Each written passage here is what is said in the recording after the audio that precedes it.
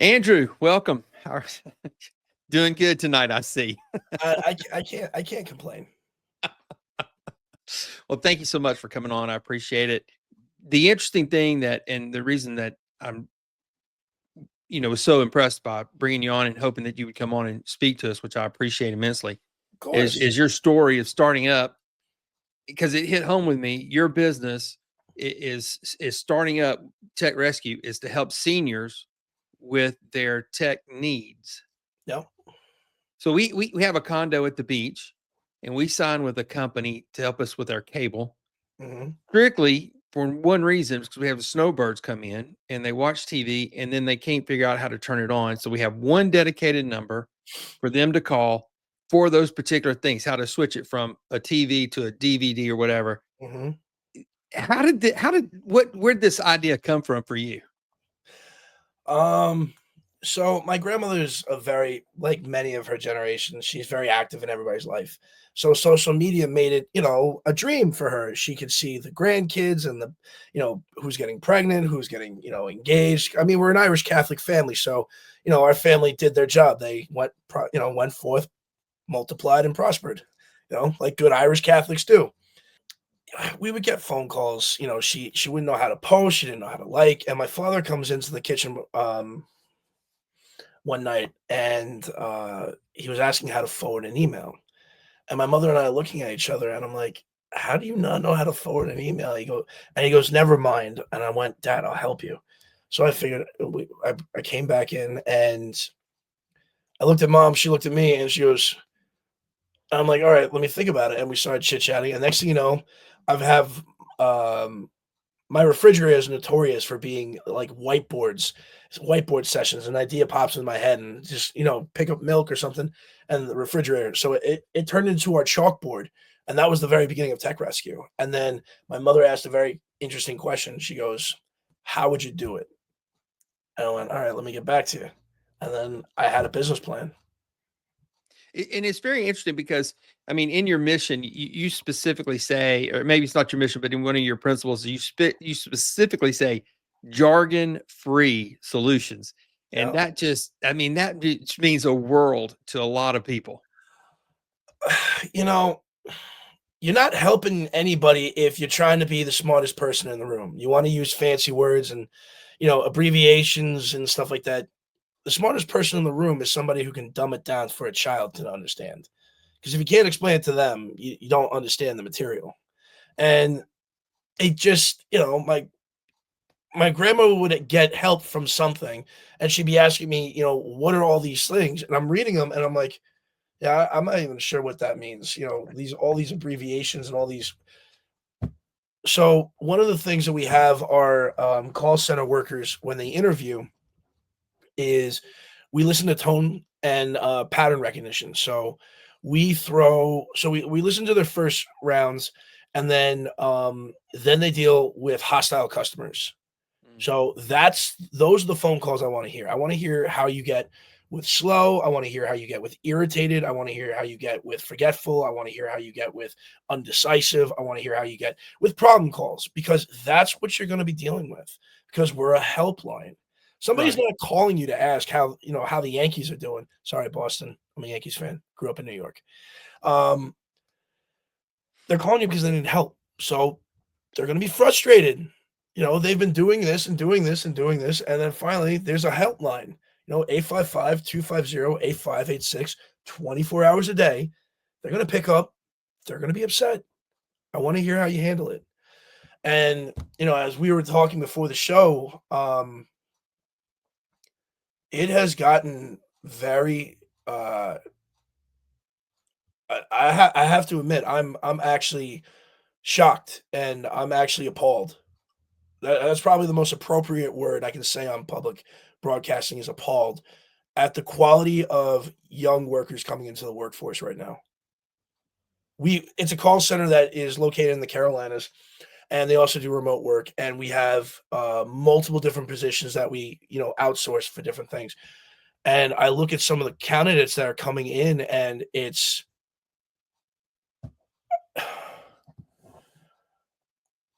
I honestly think, and this is just my personal opinion, anybody can argue this one way or the other.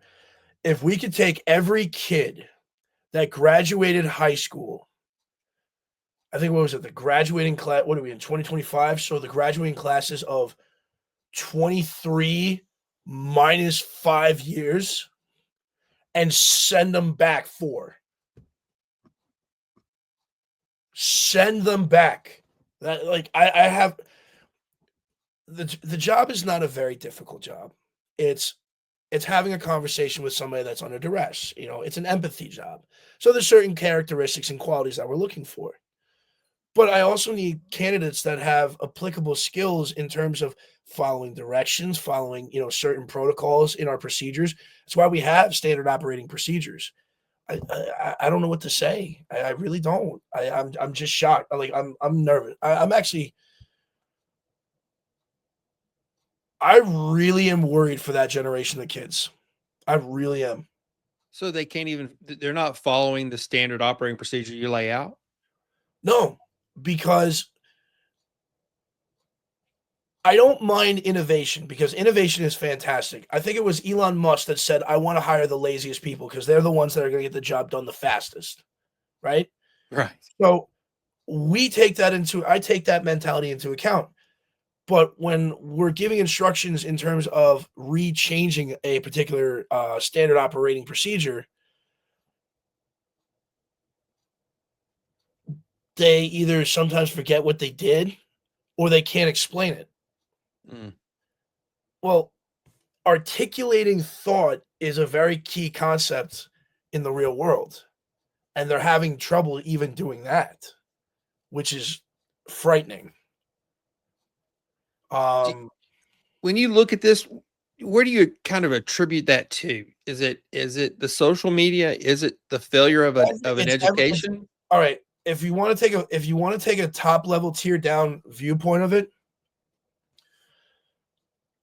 I think we disrupted the hierarchies naturally in schools. Children are allowed to play. They find their hierarchies in roughhousing, in recess. That's the other thing we did. We took away recess. I was a kid. I think I had 45 minutes to an hour in total. You had your first recess in the morning, and then you had your second recess afterwards. This idea that we're going to let children sit there and think that a 9-year-old is going to sit in a desk all day for 8 hours and he's going to not doodle or get bored or play games in his own head. Come on. This is 2025. We have the most advanced artificial intelligence in the world. China has figured out how to teach kids based off of their learning parameters during neurological science. That's why they have those crazy brain things, because they're learning how to teach that kid based off of how his brain is functioning. Really? We don't have that in America? That makes no sense. We've basically strangleholded teachers. Getting older, and by the way, to every single teacher that I have ever had, from the bottom of my heart, I am completely sorry. The shaving cream was a little much. The smoke bombs, the fart bombs. Now, the fireworks were actually kind of funny. I'm not apologizing for that one. But the way that you get the education system to be reformed is you pay teachers exactly what they need to be paid. Make the best candidates come forth. Because if you get a really good paying job, the best people are going to make their way to it. Where are we sending these people? We're sending them away. Being a teacher is a very tough job. It's being a leader, being an educator, and being an actor, because you can't let it bother you. And from what I've been hearing from the teachers that I see in the grocery store, people who've reached out to me due to, the company, right? They even miss our shenanigans. So I think that's one of the major problems. The other major problem that I see is that when we had the COVID lockdown, during that period of time, the Department of Education never really came up with a reassessment of the education, right? So think of it like a pre-SAT, SAT test for all grades, right? We were locked away for almost 2 years. You really think kids were paying attention in class? I'm willing to bet money I'm willing to bet money that if we were to take a standardized test across those graduating classes, I am telling you right now, we would need to send kids back 4 years, 4 to 5 years back. And we have a school system that just pushes them through. They don't hold the kids back. No.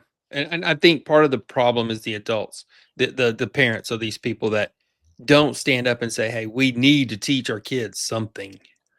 And I 100% agree. This is on parents. If parents think that their children are lacking, you have to do something about it. And I'm telling you right now, what I'm seeing enter the job force is making me very nervous. I don't know where these kids are going to get skills that they should have gotten in school. I mean, I'm sorry to say, but like I really fear for them. I really fear for that generation. And I believe a lot of them have unrealistic expectations of where they should be when they come out. Yeah, there's been a couple of those. There's been a couple of those. Out of school, 65,000, 75,000, Right. 85,000. But you know what? I don't blame them either. I mean, their older brothers and sisters, the kids who I grew up with, got the very first tech jobs, the Facebook jobs, the Google jobs. I can't tell you how many kids from my graduating class of 2007 moved out to California. I can't tell you how many, because starting salary of, you know, out of college, starting salary 21, 22, $85,000. That's a lot of money. That's a lot of money, especially when you're that young. Oh, yeah. Young and dumb. And they kept going higher. When I was out in Redwood, California in 2012, junior level C plus coder was about $127,000. I was surrounded by Oracle, Google, Facebook. It was right by Palo Alto. Mhm. And like 3-year salaries were like $250,000. Like Redwood City was covered in Porsches, McLarens, AMGs. Like everybody was young and rich, just young and rich. It was crazy. So I don't blame the kids thinking like, oh, it's my turn now. Right, absolutely. Pay me. Fortunately, guys, that world don't exist anymore. No, it doesn't, and it's gonna get tougher, I'm afraid, before it gets better. Um, you know, I have a funny feeling it's gonna get a lot worse. Um, because we are not ready for what could happen on the retaliation side, right? So let's say the tariffs, like the major tariffs in technology go. I'm watching that like a hawk. I was actually looking into European expansion this summer, and that just put everything on hold. I'm not even touching that. I have to see I'm now at the point where the president of the United States now affects my business. Right. And I can tell you, young entrepreneurs, that's a scary feeling.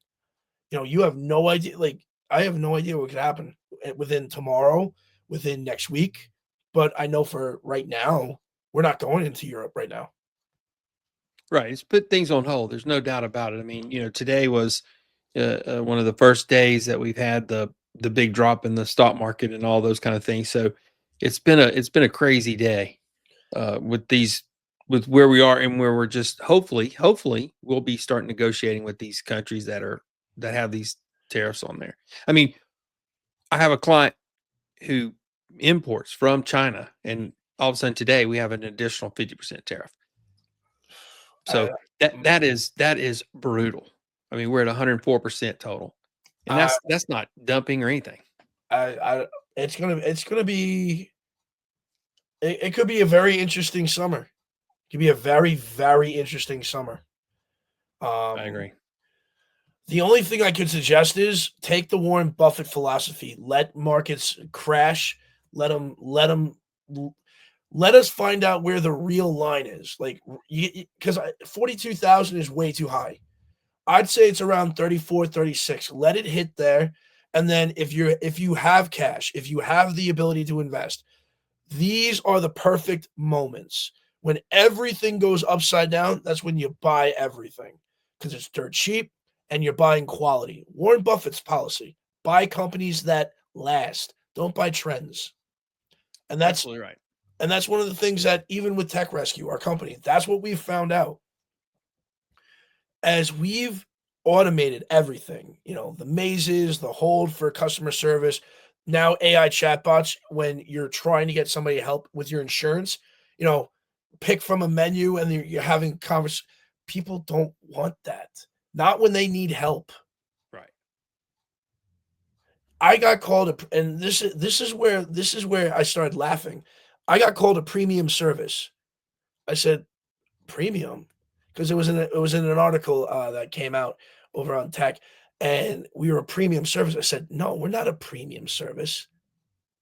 We're a rescue service. We're a help company. We're not premium. You're not buying, luxury. Help should not be luxury. And I found that I was a little annoyed by that. I'm not gonna lie, I was a little annoyed by that comment. Help should not be a luxury item. And if it does start becoming that, then I really, really fear for, just us as people. Yeah. Yeah. Absolutely. I mean, for us, what you're doing is you're buying a subscription, right? You're buying access to help whenever you need it. That's what the subscription is coming for. You can't find an email, call us up. You don't know where, you put something, based off of your you find your phone or find your Apple Watch, call us. You pay the subscription, you can call us as much as you want. Right.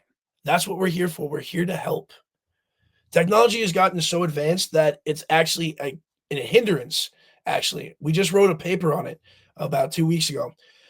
Technology has become so advanced, it's actually showing studies. Some studies have shown that it's actually helping with the development of dementia because seniors are not utilizing their brain activity as much because we're using technology for that. Ooh. So we're now starting to see neurological signs of decay in brain functions with overstimulation with our phones. That's amazing. We're literally rotting our brains away. And we can't turn it off.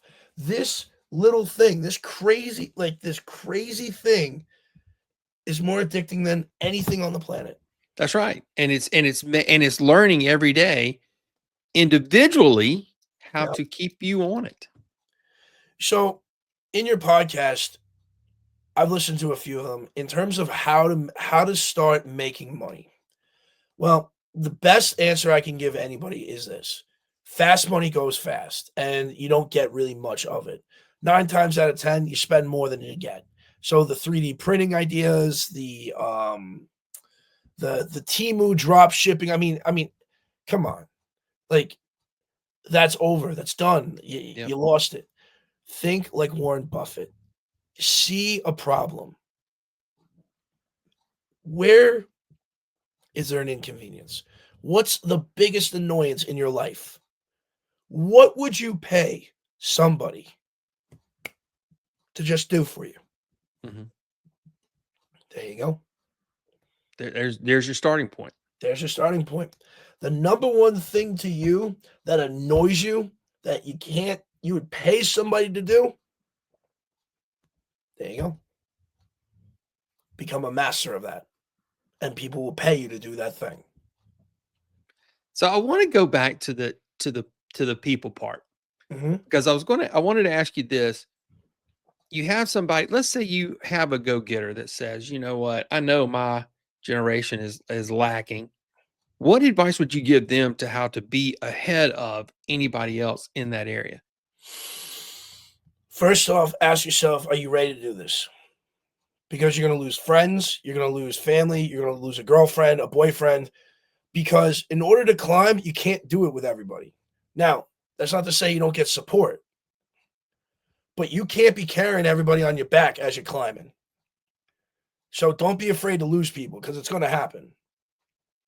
Second, when I say become an expert in your field, it will naturally happen. If you're passionate about something, you become an expert. I know every single one of the companies in my space. I know all 4 of the major boys, and I know of one already that's blossoming somewhere, and I'm not gonna give you credit. I'm coming for you. I know everybody in my space. You have to. You have to know everything about your market, because when you do, you're 2 steps ahead, which also brings to the mentality state.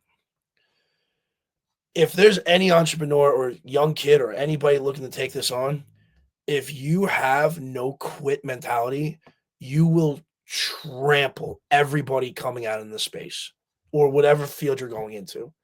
The lack of commitment, the lack of will, the just the grit alone is not there. If you've got nothing but a dream and you don't care what it takes, you're gonna make it. You're gonna make it. Listen, I'm a kid from Jersey. I'm just a kid from North Jersey. And I've got my advisors, and we're doing valuations of over $5 billion in the next 7 years in terms of possible growth valuation. I'm just a kid from Jersey. This was an idea that was sketched out on a refrigerator, and we're talking IPO eventually. Does it happen? I don't know, but I ain't gonna get there until I keep moving every single day. Next step, how do you start? Write down an idea. The moment your pen touches paper, it's real. It's now manifested. Look, don't be crazy. I got stacks and stacks and stacks of notes. Any crazy idea that comes into my head, I'll jump out of the shower and I've got a notebook right by the sink, because I know my brain. It's going to come to me when you least expect it. Write it down. That's step 1. Now it's real. Number 2, you don't have to go crazy big. Take 1 step. If you're somebody that, kind of takes a while to get going, here, come up with a color. What kind of color do you want it to be? Something simple, something easy. Write it down. And guess what? As you're writing it down, it's now taking shape. Now give it a name. Now put it on a place. There are so many website designers that you can go to for pennies on the dollar. And now you start doing it. Listen, you're going to have a lot of people say that you can't do something. But if you really want to do it, you get to prove them wrong. And to me, that's the best part. It's a mindset of I'm not going to be stopped. You have to. You have to take that mindset, because there are going to be really bad days. There are going to be really bad days. We sunk $150,000 in cash into this. You think you were getting credit card bills? You think you were getting the phone calls? We were getting phone calls. And we were playing 3-card Monte with credit cards and debit cards and gift cards, and hey man, it's a trip, and it ain't for the weak. It's not for the weak, because at the end of it, you got to believe in it. That's all I can say is you have to believe in what you're doing, because it's going to test you, and it's not going to be fair. It's not. So when you started out with you and your mom making your list, making your whiteboard, and then invest the money going forward, and now you start growing, what were the major challenges of you growing to where you are today? I mean, you're not a small company anymore. No, we're not. How we started growing, we ran into problems where nobody partnerships with certain groups didn't make sense. For example, how does a small stonemason with like 3 guys get marketing done, when a marketing company is going to charge him $7,000 as a retainer and $3,000 a month, just in marketing? How does he do that? We've set this level because all of these startups get the funding from private equity and venture capital, so they can say whatever prices they want, because they know that the young entrepreneurs are not paying it. The investment bank is paying it, so they can make these crazy things. But guess what? It leaves these guys out. And what I found was, I spoke to 37 marketing companies. I remember this. Not one of them dealt with startups because it was too risque. You're telling me you can't do anything with $500? That's all I had. I had an extra $500 a month that we were earning. I'm like, you can't do anything with $500? I could have a car payment, but you Right. can't do a marketing, something. And that's when I met Fiverr. Fiverr. Fiverr. It was a website that hosts entrepreneurial, independence, marketers, computer programmers, everything. And they had fixed prices. And I went, this is how we're going to do it. This is how we're going to do it. We're going to do it the dirty, in your face, in the trenches kind of way. This is how we're going to do it. I remember I had a football coach when I was a kid, Coach Booth. He was a line coach, short, stocky man, had a face like a bulldog. And I remember this. He used to chew on a cigar. We were kids back then. But he'd grab your helmet and he'd like bring it close to his face. And he'd tell you, look at my pretty face. That's what I want you to see when you're driving your feet. And you would hear him in your head, drive it, move it. And he'd be barking in your ear as a 10-year-old. But that as crazy as it sounds, that played into my adult life. And I realized, all right, this is how we're going to do it. We're going to do it the dirty, in the line shoot way. We're going to do it. But guess what? We're going to do it. And that's what we did. $500 a month here, $500 a month there. It took us about 2.5 years to get to this point. But even if you're shoveling with a spoon, you're still shoveling. There's no such thing as an overnight success. No. Oh God, no. There is none. It's sleepless nights. It's guzzling down gallons of Pepto-Bismol. Like gallons. It got hairy a couple of times. But I wouldn't trade this thing for anything in the world. And one of the biggest lessons that I'm getting told now with my board of directors is what's our exit look like? And we've talked about it because rule number 47 of the laws of power is know when to leave, know when your exit is. Mm-hmm. So a lot of the like Shark Tank, right? We see a lot of these, great startups, right? And you think like, oh, this is a sustaining company. There's nothing wrong with saying a company is a sustaining company or it's not a sustaining company, right? Because you have to look at your market. What market are you serving? How long is that market, projected to last, right? You have to take that into consideration. So with technology, we could be around for a very long time if we chose to, because we can adapt to as everything changes, so do we. But in terms of where we started from, in terms of the senior care space, we'll still stay in that space and service them. That is a promise that I've made to my family, my grandmother, and the people that have helped make that a possibility. We'll stay in that space. But in terms of our SMB market, I'm very excited to see what that looks like in the next 5 years, because the America in 5 years could be completely different depending on which way all of this economic stimulus goes, one way or another, and what businesses come out of them. Yeah, because it could change a lot. I mean, there's so much it could change. I think, personally, we're going to go much more to a hands-on education system within the next 10 years. We're going to go back to shop class. We're going to go back to wood carving. We're going to go back to these things because we don't have this. What was it? I read an article in the Wall Street Journal that said that I think for the month of December or November, only 10,000 truckers graduated. Just 10,000 brand new truckers across the country.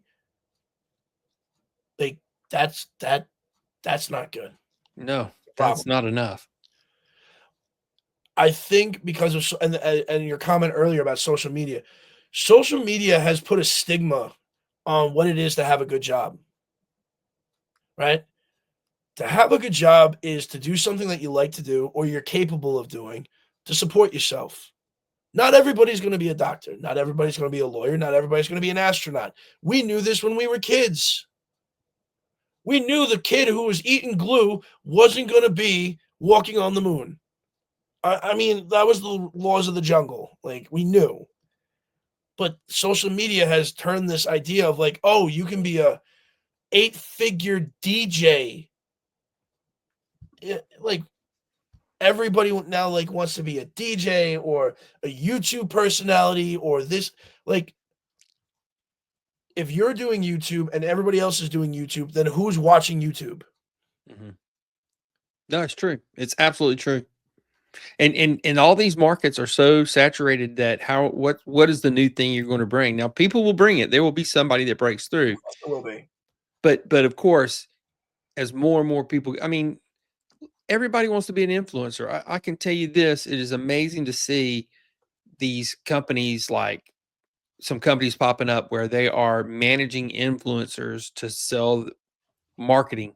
I got approached I've gotten approached right now by a few of these influence companies, and they'll send me you get a cold email, and you'll get like a portfolio of like all these people that you may or may not know, and their pricing like $25,000 for a photo, Yeah. $50,000 per hour for a video shoot. I I don't understand it. I truly don't. And I'm like, who is this person? And you look But them up, and they're like, no movies, no TV show. They're just holding, a can of soda, or they're on a beach with a bottle, or they're like next to a car, and it's like, I'm paying you $50,000 an hour. Like, oh, no, yeah. no, like get out of here. No, that's not happening. No, it's amazing to see, and then everybody wants that. Everybody thinks that they're the next big guy to come on YouTube if they do a few trends on TikTok. Okay, like, all right. So here's my feeling. Let's say you get on the TikTok, you do something wild and crazy, and you get a million followers, right? Like that math alone, I think somebody cranked out the math. You're only making what, maybe $15 for the million, 15 or like $150 for the users that view you. I mean, you're not making that much, which is why they all got to keep going. Well, it's a treadmill. I mean, it is a rat wheel for those guys to do that much content all the time. All right, as the side, like as in terms of the side hustle, then people got smart. Then they started buying these houses, right, in the Palo Alto Alley and all that area, and then turning them into creative houses, right? That was a side hustle that exploded. Then there was the other one where you could take a power washer and power wash people's garbage cans. Mhm. It's a simple job, $50, $20 a week to, you have a list of people's houses. You have the thing, you blow it out, flip it over, you keep it moving. I mean, there's plenty of ways to start making money. And now when you start making money, now you have to do the smart thing. Yes, it's easy. Listen, all right, I'll share a story. The first time we knew that it worked, I woke up, I heard a chirp in the middle of the night on my phone. I didn't For some odd reason, I didn't ignore it. I went over to it in the middle of the night, and I looked at it, and I saw, um, deposited $3,600. I went, "That doesn't make sense." So I turned on the lights and, I was sitting down, and sure enough, there it was. Now, mind you, I could have spent the money. I had a few things on my Christmas list kinda idea that I wanted to do. I sent $1,000 to our PR company for the next month. I sent $1,000 to our marketing company for another upfront feature, and I put the other rest towards the credit card bills, because it doesn't matter. Because even if this company fails, I still have credit card bills to kill. Right. You have to keep that mindset. You do not spend money on yourself until you are net profitable. Don't fall into that trap. Don't. Why do you think all these YouTube guys, right? They're bragging that they're making millions, but they probably only have maybe 150,000 saved up because they get the $2 million condo townhouse. They get the McLaren. They get the Lamborghini Urus truck, right? So that's $2,000 payment. That's a $3,000 payment. That's a $10,000 payment, and now somehow they have a $35,000 a month nut they need to cover. Mm-hmm. $3 So million, true. $3 million in the bank, and 35,000 add up very quickly if you're not careful. And the crazy thing is that they think it's never going to end. No, they don't. They don't. I'll tell you. I have a number in my head. I hit that number. A Gold Coast 30-year annuity pays 5.67%. I will pack everything up, head down to the furthest point of Florida, and park my butt on the beach and go fishing every day and just drink pina coladas. I'm done. Mm-hmm. Know when to leave. Unless you're addicted to the game, which a lot of guys are. I've had the pleasure of going because of the company, and you get to talk to interesting people. You get invited to these things. You meet these guys that have 8, 9, 10, 12, 50, entrepreneurial companies, and it's like, how do you keep track of it? They're like, oh, you get to a point, you have like a team. You have a team. I met one gentleman at a basketball event in the city for like one of those things, one of the promotions, kind of like a timeshare thing, but for business. Right. And I was like, all right, the Nets. I'm like, the Knicks are playing. All right, so let's do it. I mean, hey, what's the worst that's going to happen? I get some free sandwiches and I get some free beer, and somebody tries to talk me into like getting my life sold to a timeshare. But at least I'm fed and happy. So I met the one gentleman. He had like 30 businesses across the world because he had all these passports. And each one of them was like generating at least like $350,000 a month. They weren't like big businesses, right? They were small little things that, just worked. Mm-hmm. He has two teams. He has an American team and he has a European team, a managing director that has people overseeing the properties, property management, supply chain, demand, everything else. And he says, I have a conference call with Europe and America every Tuesday morning, and I then go about my day. He goes, that's when you know you've hit it, is that when people work for you, working on your stuff. Right. And all you have to do is just hear the report. See, that's the next little tidbit. Steve Jobs is guilty of it. Bill Gates is guilty of it. Elon Musk is guilty of it. Jeff Bezos is guilty of it. One of the hardest things about being a CEO is letting go of power. That was a hard one for me until I took the philosophy from Jack Welch. Hire the people that are good at what they do and love what they're doing, which I did. One of the questions that I ask in my interviews is, what do you love about your job? I can tell whether or not you're practiced, and I know when you actually like doing something. You ask a kid, why is he like, baseball? You know exactly what I'm talking about. Listen to a candidate talk about why they love central processing programming. There's a big difference. Yeah. We can tell if you're excited or not. So that was the advice I took, and we've grown significantly because they know things more than I do, because they're passionate about that. They study it. And the big thing about that is once you delegate, you follow up and you hold accountable. Yes.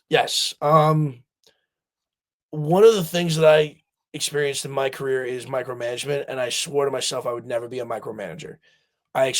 If I'm hiring you to do a job, I'm expecting you to do a job. I'm going to check in and ask, how are we doing? And I'll take a look and give my opinion, but I expect you to be able to present to me work that you would be proud of.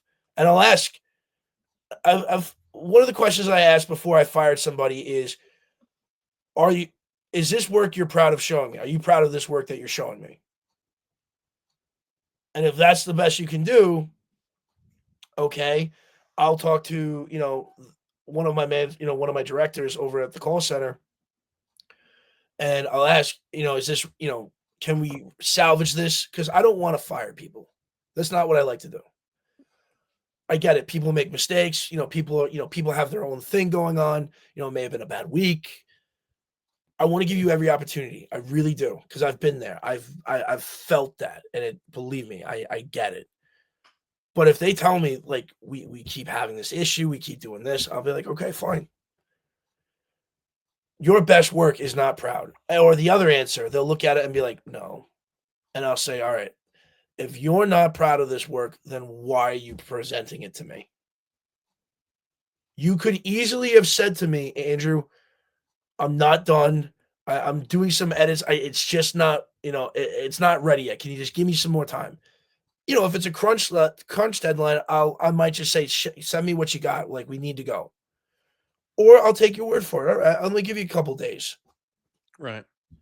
There's nothing wrong with being honest, because what I'm going to do is fire you because you're presenting me not quality work and you're trying to pass it on as quality work. You're not proud of this work. You're selling me bad goods. Mm-hmm. I'm going to fire you.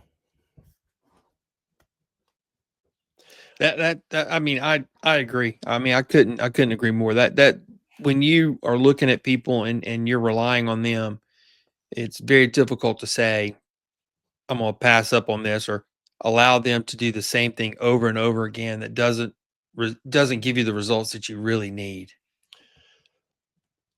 I mean, I've had people work for me that were good at other things. When I was working at a cybersecurity company, ironically, in the sales department, there was a young gentleman that was awful, just awful at phone sales.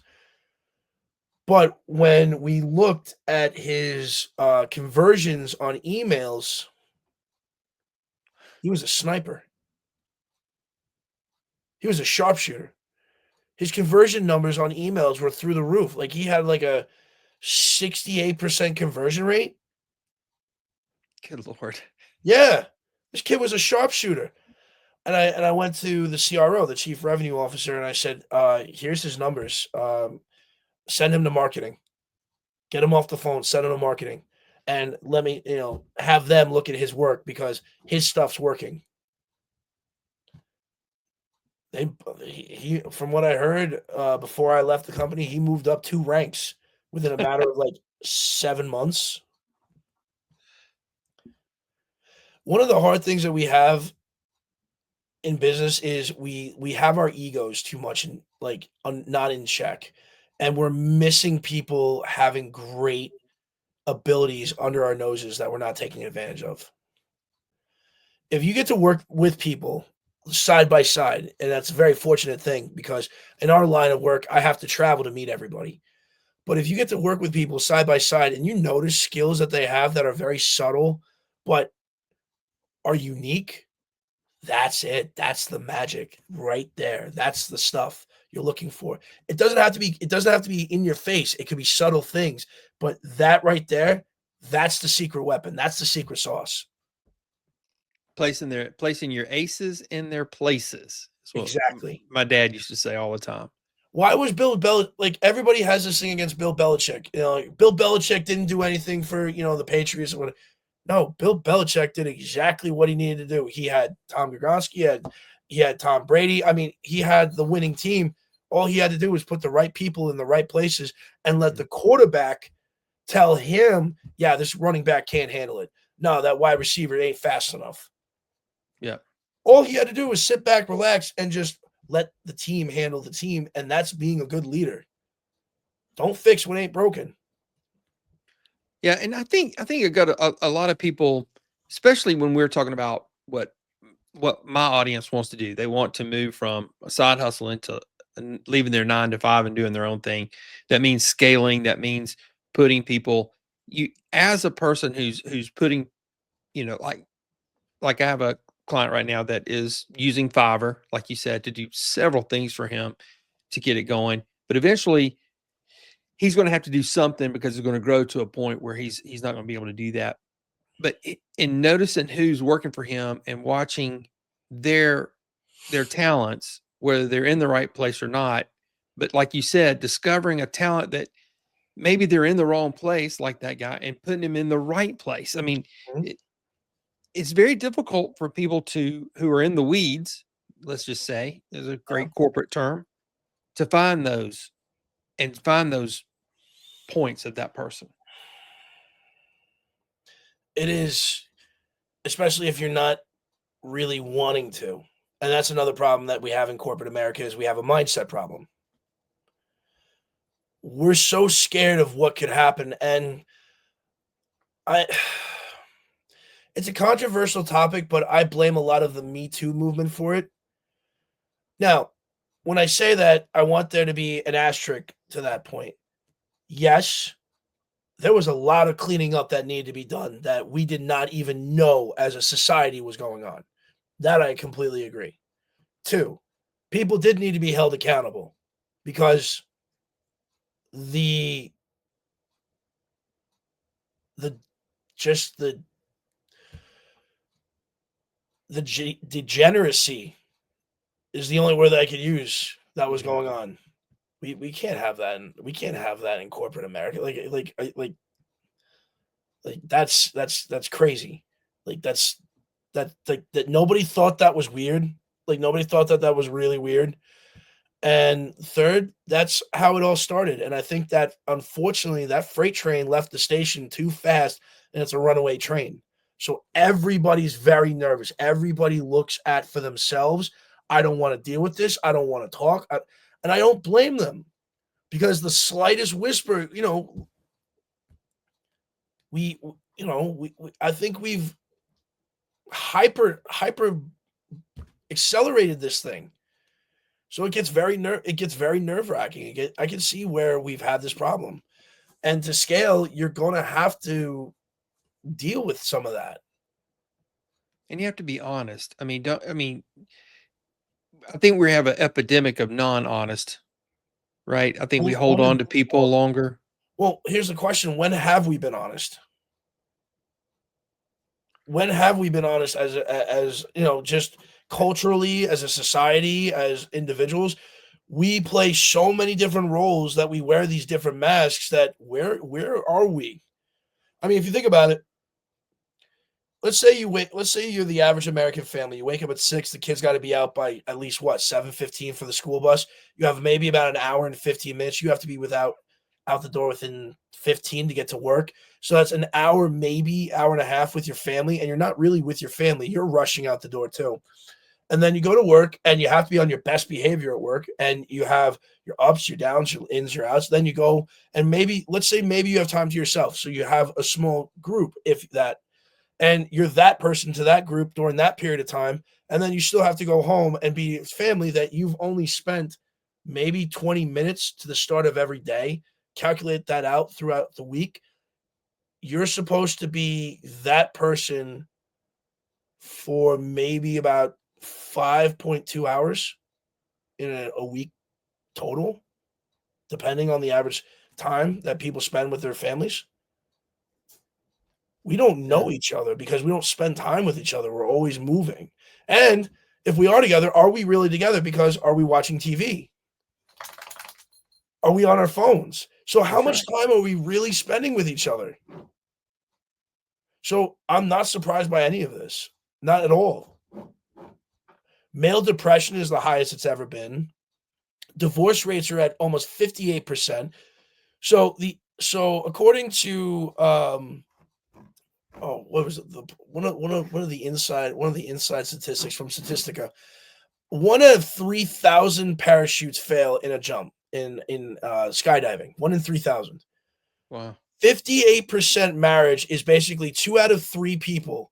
2 out of 3 couples are getting divorced. One has already filed for divorce, and the other one has already gotten divorced, and the other has just filed. Basically, that's 2 out of 3.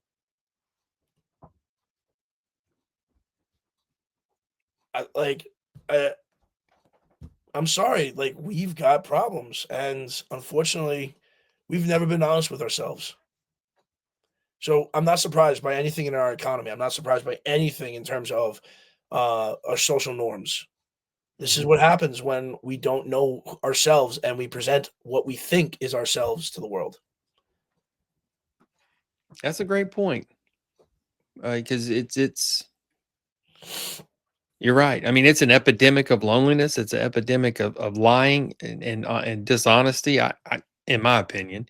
So the dating apps have completely revolutionized our entire society and culture. China, Japan, Italy, Greece, the Baltics, Poland, they're all asking men Americans, Europeans to come and live.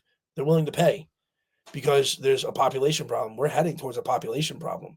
Oh, And believe it 100%. or not, this is a topic in my company that we are actually calculating.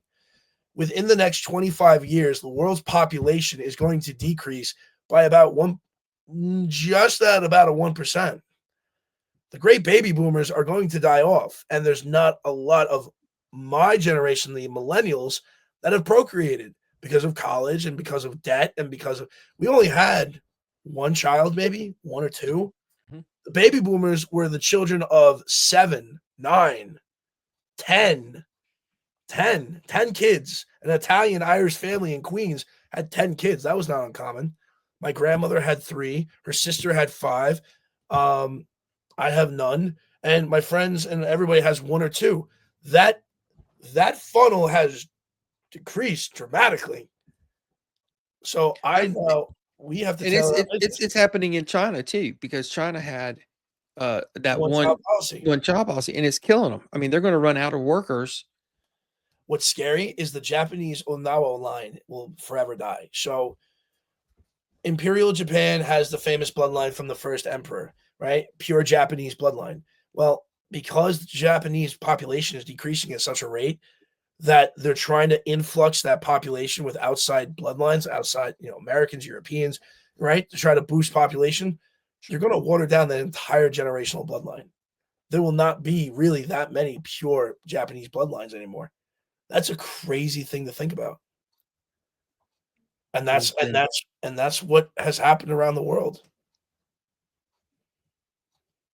Absolutely. Yeah, you're exactly right. We're in trouble with So that kind of deal.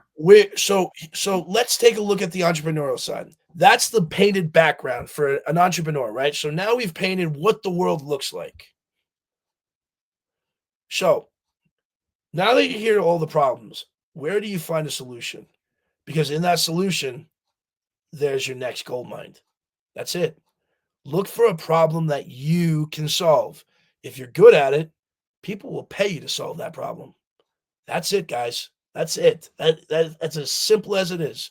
Find a problem that you can solve, get really good at it, and then find people that will pay you to solve that problem, whatever it is. That's it.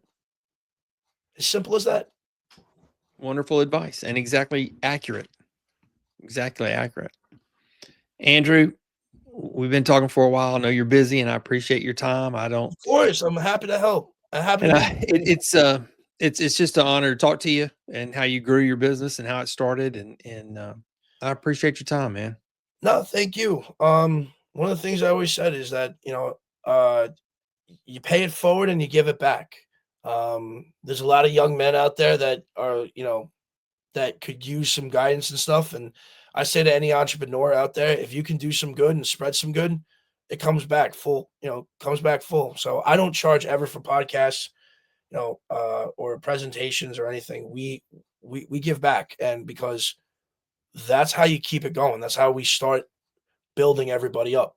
So the entrepreneurs, do good, you'll receive good, and find a problem, get good at it, and fix it. And then other people will pay you to fix it. And it's as simple as that. I love it. Andrew, thank you so much, man. Thank you for your time. Thank you. We'll talk soon. Hopefully. Thank you. Thanks.